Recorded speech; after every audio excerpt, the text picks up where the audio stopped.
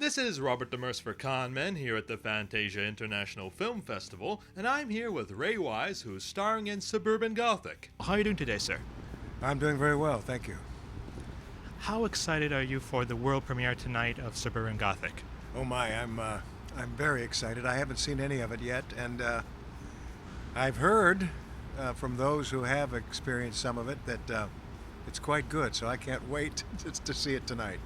It was a great experience making it. We had a fun time, and it was a great set, great cast. Ricky Bates, great director, and we just had the best of times making it. So I'm very hopeful that it will be very pleasing to the audience. From what I've seen in the trailer, you've had some pretty interesting lines. What kind of things were going on set that were most memorable for you? Oh goodness, there's 100 moments that are memorable, and they're all little ones. And I did have some of the best lines in the script, and also every once in a while I improvised a goodie or two, and Ricky Bates always encouraged that, and we had a very happy set. We were kind of laid back, having a good time, very relaxed, and when you have that kind of an atmosphere, good things happen. And there were at least 100 little moments that I love. I can't pick out one over the other, except that they were all pretty good in my mind. And I love the banquet with my football team and giving the awards. And I love some of the exchanges with my son and some with my wife, and not many with my wife, but some with my wife. And just a bunch of great moments, and of course, knowing that John Waters and Jeffrey Combs were in the film also was an added benefit. So, had a good time. This is your second film being directed by Richard Bates Jr. Did Yeah. it feel natural to return for another film? Well, Ricky Bates and I, we go back a long time. He was I guess he's known me for a lot longer than I've known him, but he saw me in Twin Peaks, and I think he kind of liked me, and he put me in the back of his mind, thinking to himself, maybe one day, I'll get that guy to be in something that I do. Well, the day came.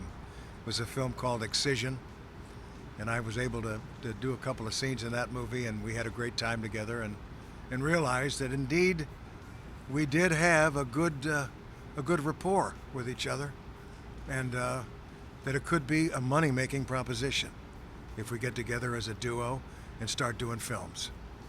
And of course, Suburban Gothic is one of those films, and of course having Goob in there, and Matthew, and that lovely gal Kat Dennings didn't hurt.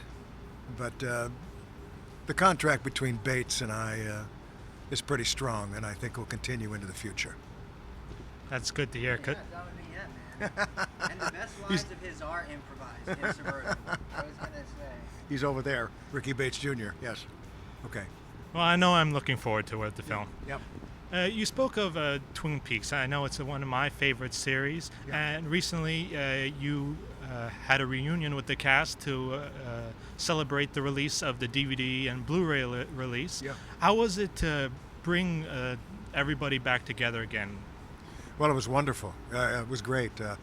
I was back together with my wife and my daughter on the show, Cheryl Lee and Grace Zabriskie, and there was Russ Tamblyn, and of course David Lynch was there, and James Marshall, and Peggy Lipton, and just so many of the people that were in the cast.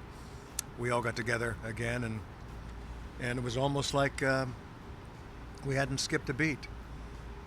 It was almost like the last 25 years hadn't happened, and we were still back there, back in Twin Peaks, and it was a very special feeling, and we had a good time the other night, and to see all that new material on the big screen.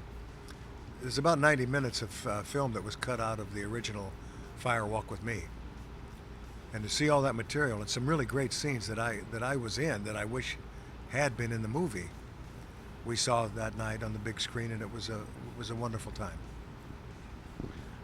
But how many times are you and the creators of the series going to tease us for a continuation of the series? Well, this will be the last time I tease you, at least for me, speaking for myself. David always said, Twin Peaks is still there. The town is still there, and so life goes on, and it's always possible that we can return. And I hope one day that we do. And if we do, I hope that he figures out some way that I can come back from the dead and come back to town again. And I'm sure, given David's imagination, that he'll figure out a way.